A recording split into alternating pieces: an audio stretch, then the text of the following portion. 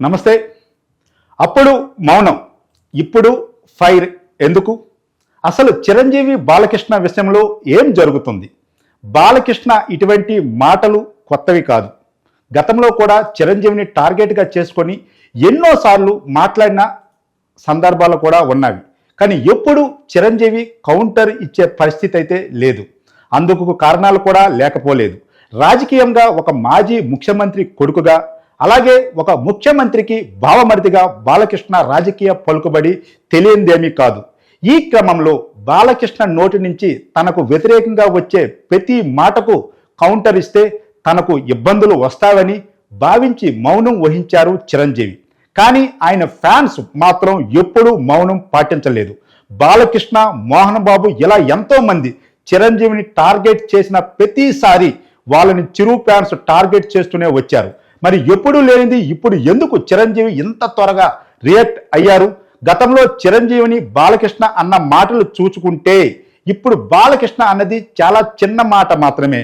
కానీ చిరంజీవి రియాక్షన్ వెనక ఎన్నో సంవత్సరాల కోపం, తనలో దాచుకున్న ఉద్వేగం కావచ్చు. ఇప్పుడు చిరంజీవి ఉన్న పొజిషన్ తెలియంది కాదు. రాజకీయంగా తమ్ముడు పవన్ కళ్యాణ్ డిప్యూటీ సీఎం, దేశ ప్రధానితో సాన్నిధ్యం. పవన్ లేనిదే ఆంధ్రప్రదేశ్లో అధికారం అంత సులువు కాదు. మరి అంత బలం ఉన్నప్పుడు చిరంజీవి ఎందుకు తగ్గాలి అనే కోణంలో గతంలో జరిగిన సంఘటనలన్నీ గుర్తు చేసుకొని ఒక్కసారిగా బాలకృష్ణకు కౌంటర్ ఇచ్చారు చిరంజీవి.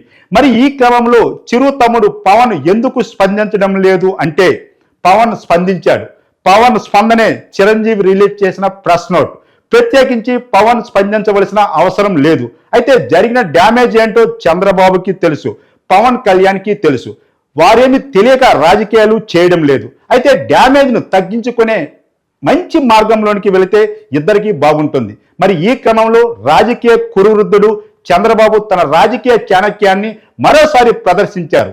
నిన్న పవన్ కళ్యాణ్ కలిసి మాట్లాడింది దీనంతటికీ నిదర్శనం. ఇక ఎవరైనా సరే తన అన్న చిరంజీవిపై మాట్లాడితే ఊరుకునేదే లేదు అనే ఒక స్వీట్ వార్నింగ్ ఇచ్చినట్లయింది పవన్. మరి ఈ విషయంలో బాలకృష్ణకు చంద్రబాబు చేవట్లు పెట్టాడా లేదా అనేది సందర్భం కాదు. అయితే ఇక మీదట తెలుగుదేశం పార్టీ కార్యకర్తల నుండి ఎమ్మెల్యే వాళ్ళ వరకు చిరంజీవి కోసమైనా పవన్ కళ్యాణ్ కోసమైనా మాట్లాడాలంటే కొంత ఆచితూచి మాట్లాడాల్సిన పరిస్థితి అయితే ఉంటుంది. దీనికి సంబంధించి కూడా అసెంబ్లీ సాక్షిగా చంద్రబాబు నాయుడు తమ నాయకులకు వార్నింగ్ కూడా ఇచ్చారు. వార్నింగ్ తర్వాత పవన్ కలిసి ఆ భరోసా ఇచ్చారు. మరోసారి ఇలాంటి పొరపాటు జరగదు అని ప్రాధాయపడ్డాడని అనుకోవచ్చు. దీనికి పవన్ కళ్యాణ్ కూడా సానుకూలంగానే స్పందించినట్టే. ఎందుకంటే కూటమి అనేది అటు పవన్కు ఇటు చంద్రబాబుకు రాజకీయంగా చాలా ముఖ్యం.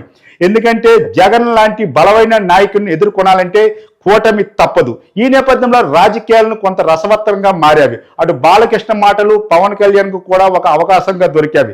చిరంజీవి కోపం చల్లారింది అనుకోవచ్చు. అందుకే అప్పుడు మౌనంగా వహించిన చిరంజీవి ఇప్పుడు ఫైర్ అయ్యారు. ఇందులో ఎటువంటి రాజకీయ దురుద్దేశం కానీ ఎటువంటి ప్రమాదం కానీ లేదు. బాలకృష్ణ అనే వ్యక్తి గతంలో తనకు చేసిన అవమానాలకు ప్రతీకార చర్యలు మాత్రమే ఈ ప్రెస్ నోట్.